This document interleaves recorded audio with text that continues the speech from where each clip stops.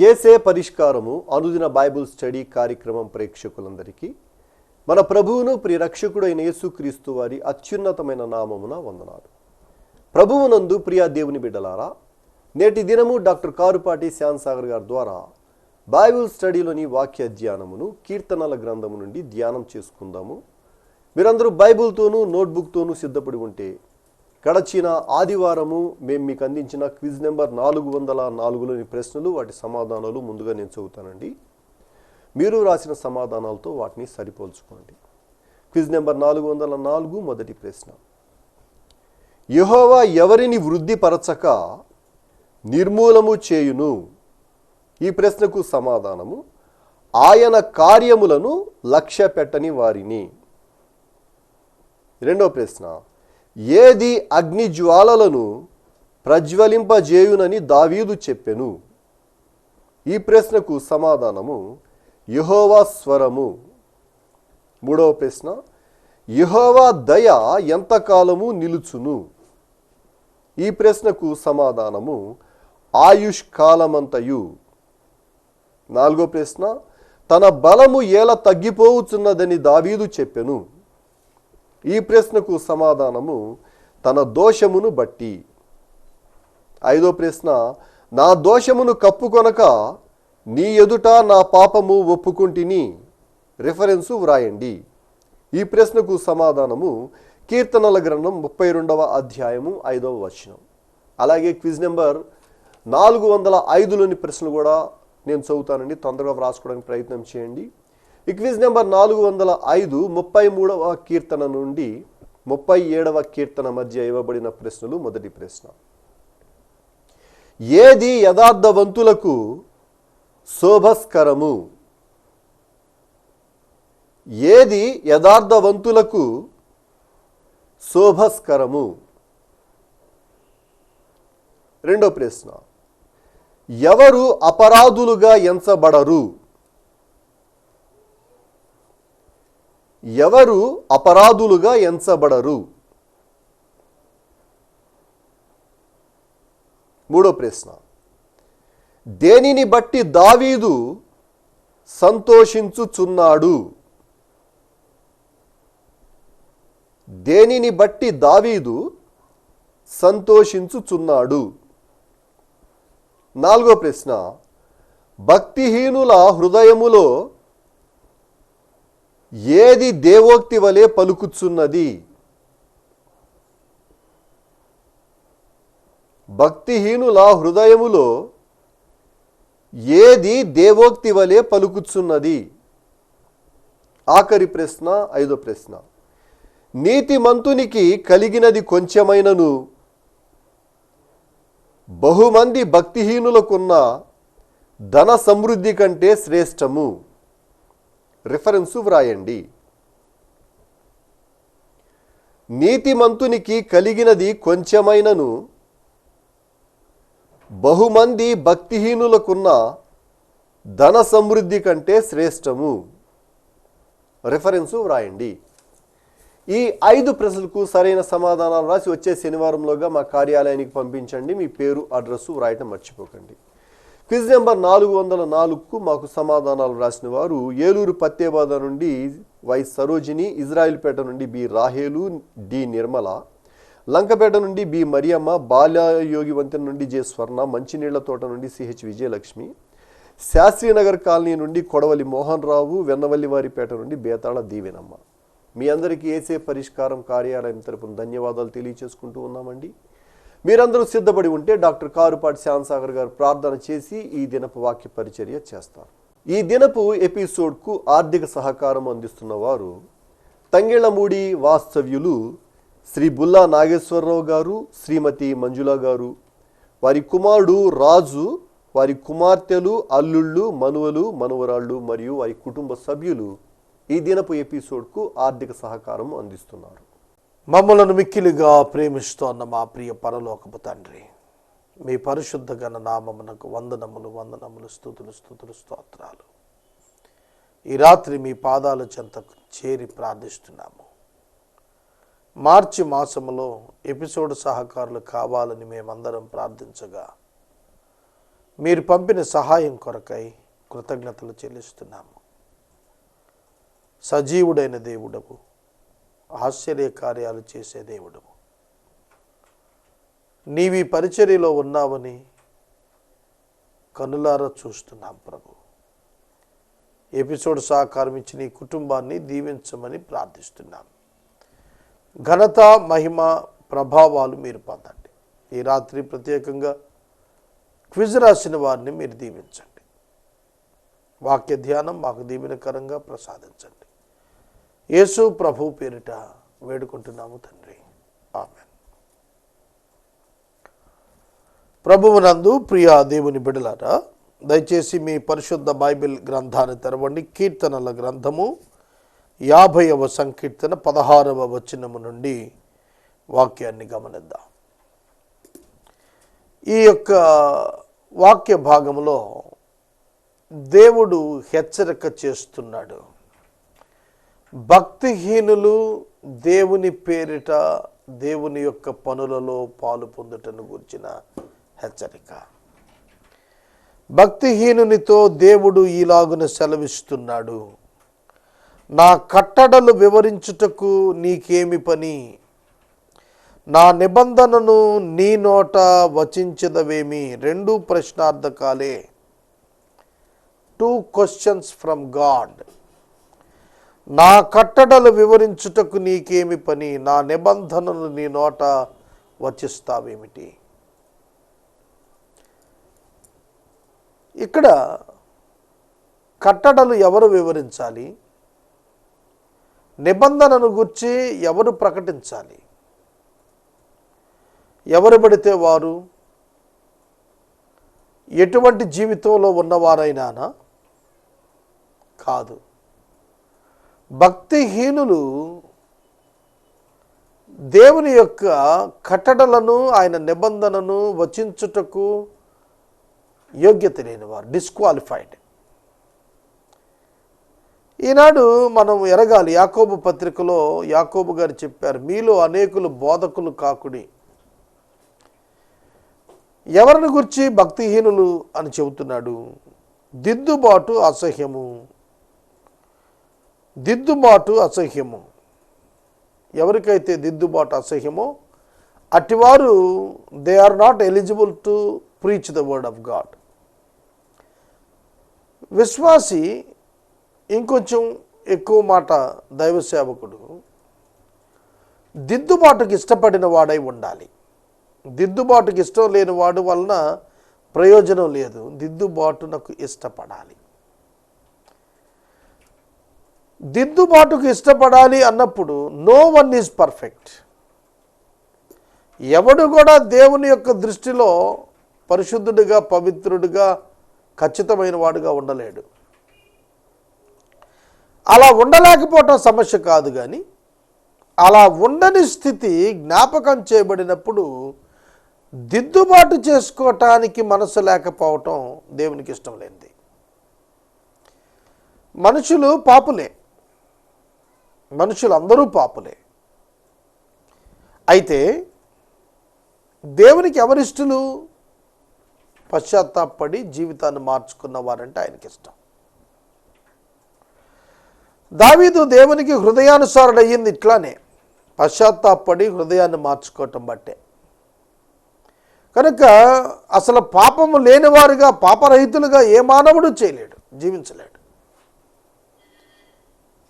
ప్రభువు చెంత పశ్చాత్తాపడి జీవితాన్ని సరిచేసుకోవటం ద్వారానే మనం ప్రభువును సంతోషపెట్టగలిగిన వారం అవుతాము. నా నిబంధన నీ నోట ఎందుకు ఉంచుతున్నావు? నా యొక్క కట్టడలను వివరించడానికి నీకేం పని? ఎందుకంటే నీకు దిద్దుబాటు అసహ్యం. నీవు నా మాటలను నీ వెనుకకు త్రోసివేస్తావు. దేవుని వాక్యాన్ని త్రోసివేయటం. దేవుని వాక్యానికి లోబడాలి తప్ప తృణీకరించకూడదు, త్రోసివేయకూడదు, లక్ష్య పెట్టాలి. దేవుని వాక్యాన్ని లక్ష్య పెట్టడం నేర్చుకోవాలి తప్ప తోసివేయకూడదు. కానీ ఈనాడు చాలామంది విశ్వాసులే భక్తిహీనులుగా కనిపిస్తున్నారు. ప్రొఫెస్డ్ బిలీవర్స్ అంటారు. They are not the real believers, they are only the professed believers. చెప్పుకుంటున్నారు విశ్వాసులని భక్తిహీనులు చాలామంది. వారికి దిద్దుబాటు అసహ్యం, వాక్యాన్ని తోసేస్తారు. నేను చాలా పర్యాయాలు నా హృదయాన్ని పరిశోధించి చూసుకున్నాను. ఈ కోవలో ప్రయాణం చేస్తున్నామా ఏమిటి? ఇది మనం అందరం ఆలోచించుకోవాలి. ప్రతి ఒక్క విశ్వాసి, ప్రతి ఒక్క సేవకుడు తన అంతరంగాన్ని క్షుణ్ణంగా పరిశీలించుకొని దేవుని ఎదుట పశ్చాత్తాపడటం నేర్చుకోవాలి. నీవు దొంగను చూచినప్పుడు వానితో ఏకీభవించదవు. ఇది ప్రమాదం. దొంగను చూచినప్పుడు, ఒక దొంగ నీకు తెలుసు, వాడితో నువ్వు ఏకీభవిస్తున్నావు. కొన్ని విషయాలు ఇది మీడియా కాబట్టి ఓపెన్గా చెప్పడానికి లిమిటేషన్స్ ఉన్నాయి. కొన్ని క్రైస్తవ సమాజంలోనే దొంగలు ఉన్నారు. కొందరు లంచాలు తీసుకునేవారు దొంగలు కాదా? అక్రమార్జనకు తోడ్పడేవాడు దొంగలు కారా? అసైన్ ల్యాండ్స్ ఎన్క్రోచ్ చేసుకునేవాళ్ళు దొంగలు కారా? కట్నం తీసుకునేవాడు దొంగ కాడా? ఇలాగా చాలా రకాలైన ప్రాక్టీసెస్ కంటిన్యూ అయిపోతున్నాయి. అలాంటి దొంగలతో ఏకీభవించేటువంటి వారు కూడా దొంగలే. అలాంటి వారితో సహవాసం చేసేవాళ్ళు కూడా దొంగలే. వ్యభిచారిని చూచినప్పుడు నీవు వారితో సాంగత్యం చేస్తున్నావు. వ్యభిచారులతో సాంగత్యం. యేసుక్రీస్తు ప్రభు బిడ్డలు వ్యభిచారులతో సాంగత్యం చేయకూడదు. తెలిసి వారితో సాంగత్యం చేయరాదు. వారి నుంచి దూరంగా వెళ్ళాలి. అట్టి వారి నుండి దూరముగా వెళ్ళటం నేర్చుకోవాలి. వారు ఎంత సమీప బంధువైనా, సమీప స్నేహితుడైనా సరే, ఒక వ్యక్తి వ్యభిచారి అని నీకు తెలిసిన తరువాత ఆ వ్యక్తి నుండి నీవు దూరంగా వెళ్ళిపోవాలి. అతని సహవాసములో ఉండకూడదు. అతనితో నీవు నడవకూడదు. అతనితో నీవు ఏకీభవించకూడదు. అతని పాపములో నీవు పాలిభాగస్తుడివై ఉండకూడదు.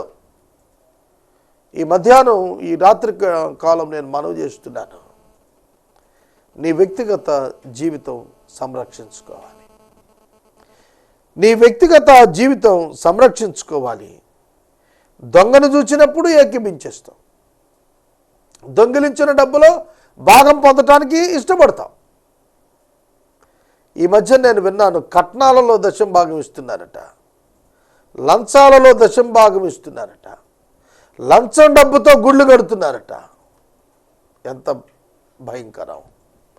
ఎవరిని సంతోష పెట్టడానికి అని నేను అడుగుతున్నాను. ఎవరిని సంతోష పెట్టడానికండి ఈ ప్రయత్నాలు? దేవుడు అట్టి వారిని చూచి ఆనందించడు. అట్టివారు భక్తిహీనుల కోవకు వస్తారు. భక్తిహీనుల కోవకు వస్తారు. చివరి దినాల్లో మనమున్న మతపరమైన కార్యక్రమాలన్నీ దైవ ఆత్మచేత జరుగుతున్నాయని భ్రమపడవద్దు. చివరి దినాల్లో మనమున్నాం. యేసుక్రీస్తు ప్రభువారు గొర్రెలను మేకలను వేరుపరిచినప్పుడు, మేకలుగా అంటే నరకప్రాప్తులుగా అయిన వారిని ఆయన పక్కకు పెట్టగా వారు అడిగారు, ప్రభువా, మేము నీ నామం పేరిట బోధించలేదా? అద్భుతాలు చేయలేదా? దెయ్యాలను వెళ్ళగొట్టలేదా? అద్భుతాలు చేశారు, దెయ్యాలు వెళ్ళగొట్టారు, బోధలు చేశారు. కానీ వారు ప్రభువునకు సంబంధించిన వారు కాదు.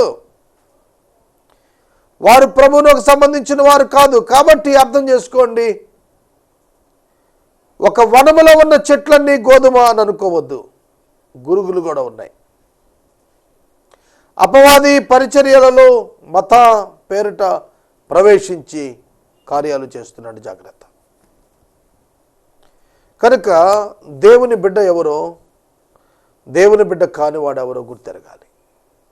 గొర్రె ఏమిటో, తోడేలేమిటో గుర్తెరగకపోతే ప్రమాదం. గొర్రె చర్మం కప్పుకున్న తోడేళ్లు పరిచర్యలో ఉన్నారు. వారి బోధలు, వారి ఐడియాలజీస్, వారి యొక్క సిద్ధాంతాలు, అబద్ధ బోధలు, వక్ర బోధలు, అపోస్తలుల బోధకు భిన్నమైనటువంటి బోధలు, ఇవి ఐడెంటిఫై చేసుకోవాల్సిన బాధ్యత ఎవరికి ఉంది? విశ్వాసులకున్నది. ఇక్కడ వాక్యం చెబుతున్నాడు, దొంగను చూచినప్పుడు వారితో ఏకీభవిస్తాం, వ్యభిచారిని చూస్తే వారితో సాంగత్యం చేస్తాం. అంటే సెన్సేషన్ చచ్చిపోయిందన్నమాట. స్పర్శనీయత కోల్పోయిన వారుగా ఉంటున్నారు.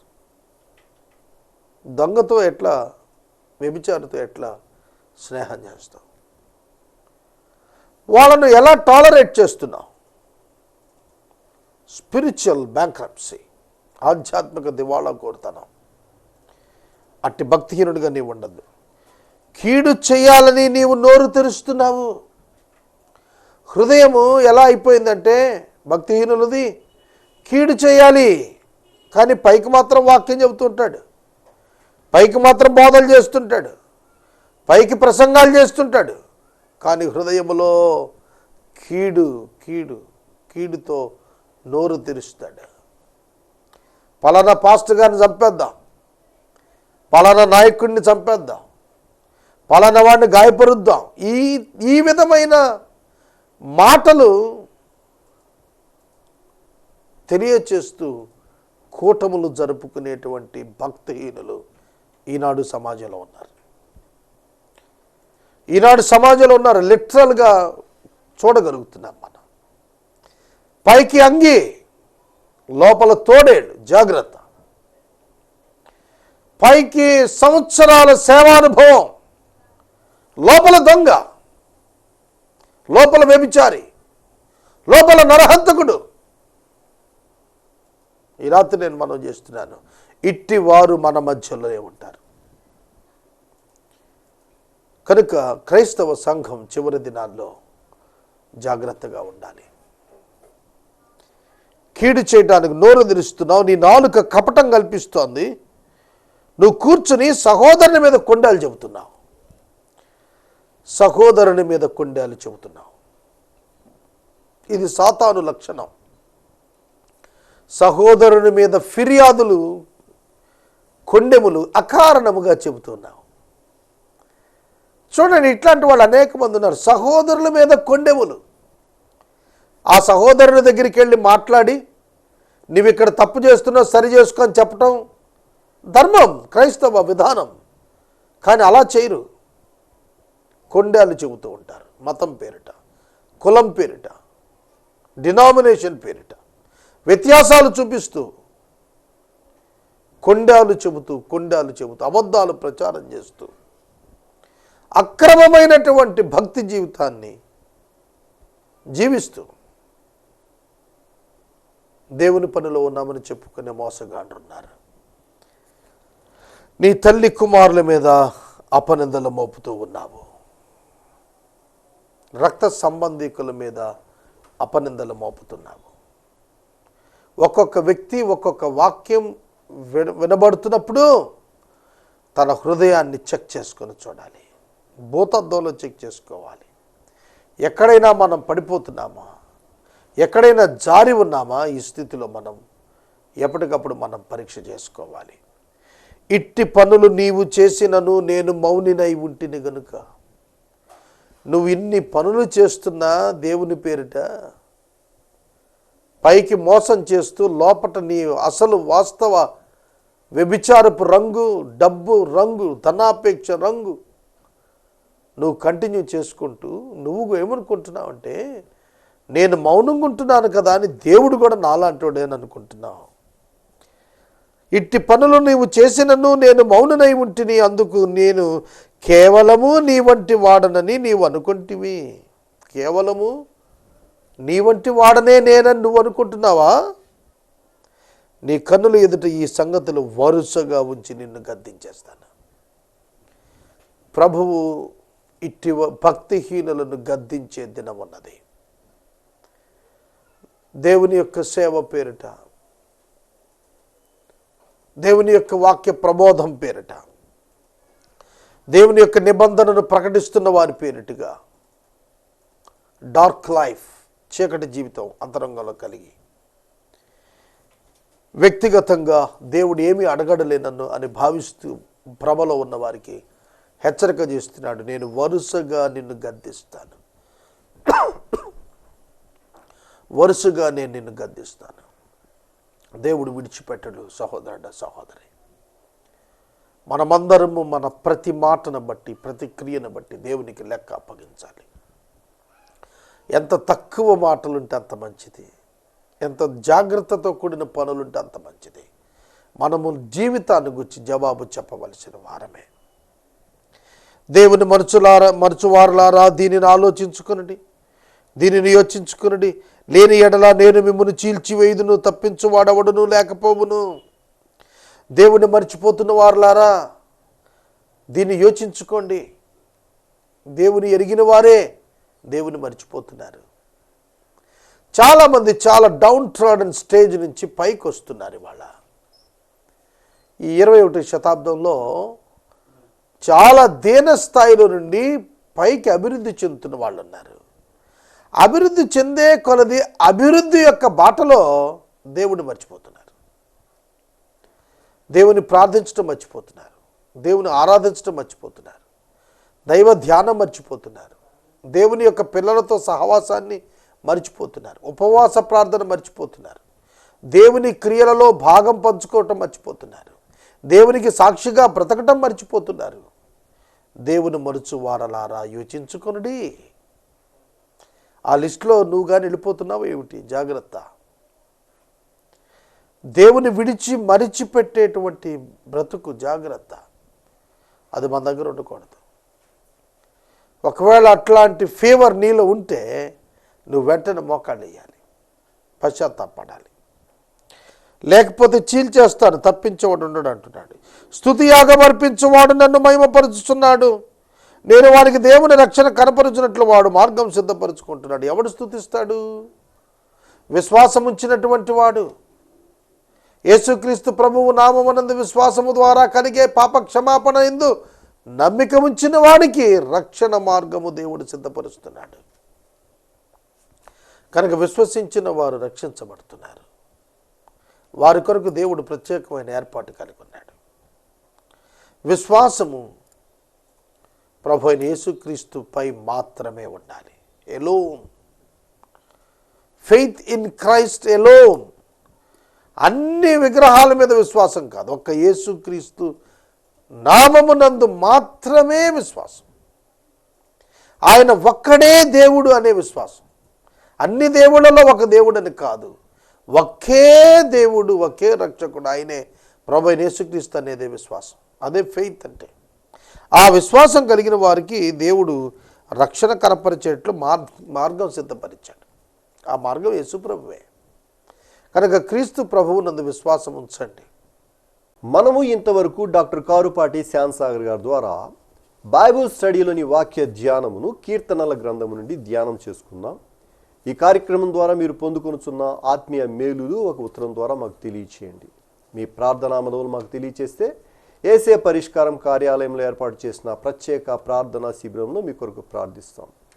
మీ కుటుంబ పక్షముగా ఒక ఎపిసోడ్ ప్రసారం చేయాలనుకున్నారు మాకు తెలియచేస్తే మా సిబ్బంది మీ గృహాలను దర్శిస్తారు.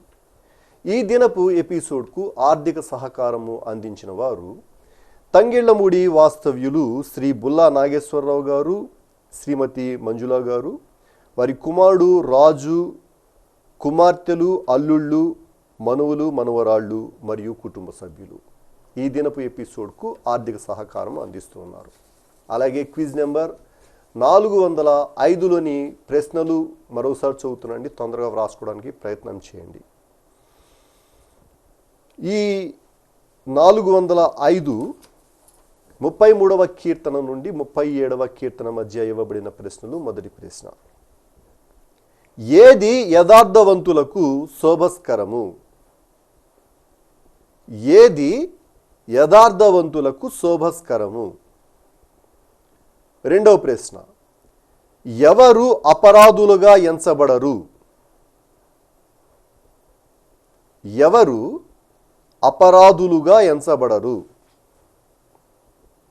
మూడో ప్రశ్న, దేనిని బట్టి దావీదు సంతోషించుచున్నాడు? దేనిని బట్టి దావీదు సంతోషించుచున్నాడు? 4వ ప్రశ్న, భక్తిహీనుల హృదయములో ఏది దేవోక్తి వలె పలుకుచున్నది? భక్తిహీనుల హృదయములో ఏది దేవోక్తి వలె పలుకుచున్నది? ఆఖరి ప్రశ్న, 5వ ప్రశ్న, నీతిమంతునికి కలిగినది కొంచెమైనను బహుమంది భక్తిహీనులకున్న ధన సమృద్ధి కంటే శ్రేష్టము. రిఫరెన్సు వ్రాయండి. నీతిమంతునికి కలిగినది కొంచెమైనను బహుమంది భక్తిహీనులకున్న ధన సమృద్ధి కంటే శ్రేష్టము. రిఫరెన్సు వ్రాయండి. ఈ 5 ప్రశ్నలకు సరైన సమాధానాలు రాసి వచ్చే శనివారంలోగా మా కార్యాలయానికి పంపించండి. మీ పేరు, అడ్రస్సు రాయటం మర్చిపోకండి. ముగింపు ప్రార్థన, ఆశీర్వాదాలతో ఈ కార్యక్రమాన్ని ముగించుకుందాం. మమ్మలను మిక్కిలిగా ప్రేమిస్తున్న మా ప్రియ పరలోకపు తండ్రి, వందనాలు, స్తోత్రాలు. వాక్య విన్న బిడ్డలను దీవించండి. మాలో ఎవరము భక్తిహీనులంగా అయిపోకుండా సహాయం చేయండి. దేవుని మరిచే వారంగా ఉండకుండా సహాయం చేయండి. పాపాన్ని ప్రేమించే వారంగా ఉండకుండా సహాయం చేయండి. లోకాన్ని, పాపాన్ని ద్వేషించి తృణీకరించే కృప మా అందరికీ ఇవ్వండి. ఎపిసోడ్ సహకారం ఇచ్చిన బిడ్డలు దీవించండి. క్విజ్ రాసిన వారిని దీవించండి. రేపటి దినం మేము కలుసుకునే పర్యంతం మీ కృప చూపించండి. మా రక్షకుడు యేసయ్య ద్వారా అడుగుచున్నాము తండ్రి, ఆమేన్. మన తండ్రి అయిన దేవుని ప్రేమ, కుమారుడు యేసయ్య కృప, పరిశుద్ధాత్మని కన్యం చేసే ఆవాసం సదాకాలం మనందరికీ తోడై ఉండును గాక. ఆమేన్.